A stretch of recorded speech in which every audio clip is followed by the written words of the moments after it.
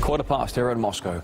The British Prime Minister's refused to say whether she was aware of the failure of a missile test shortly before MPs voted on whether to renew Britain's nuclear deterrent.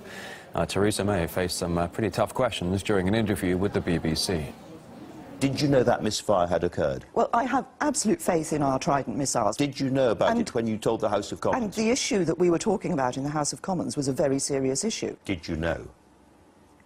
There are tests that take place all the time. Now, in a recent report, the Sunday Times claims the UK government covered up an alarming failure of a nuclear missile test just weeks before the vote on the system's renewal.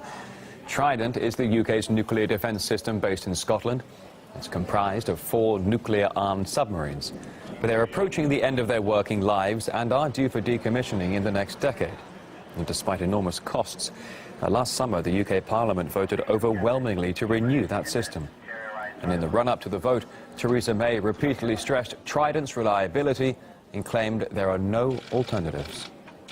Some people suggest to us that we should actually be removing our nuclear deterrent.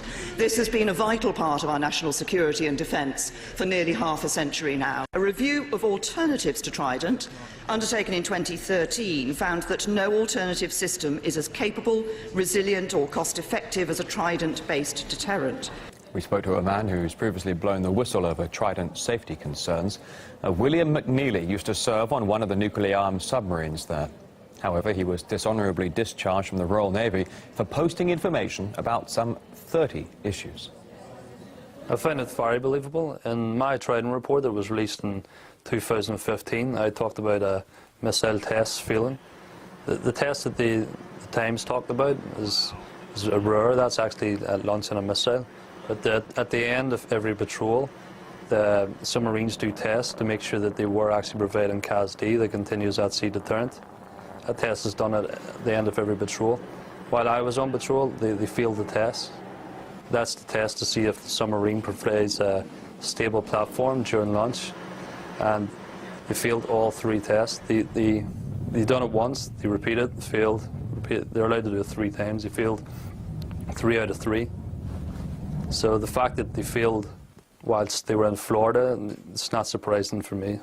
In his report, McNeely talks about multiple safety and security lapses and warns that Trident is a disaster waiting to happen. He claimed security around the subs is so poor it would be easily possible to gain access and carry out a terrorist attack. He also revealed some of the equipment is simply broken and antiquated. In fact, one nuclear missile compartment is nowadays used as a gym. If they went into Parliament telling the truth about Trident instead of hyping it up, all they do is hype it up. They talk about our own nuclear weapons like it's the best thing in the world, and then they go onto the world stage and they tell other nations not to have their own nuclear weapons. You know, they say it's for image, and well, what image is that? They make themselves look like hypocrites and liars. They need another Trident vote, in my opinion, because the people got lied to. They got sold a broken system. The people in Parliament who voted, they didn't really know what they were voting for, and they should be given the opportunity to vote again. Well, earlier we heard reaction from the Scottish campaign for nuclear disarmament about why the case raises so much controversy. Parliament was asked to vote on Trident renewal, but they weren't given all the information. And it's not fair to ask the parliamentarians to vote when they haven't got all the facts.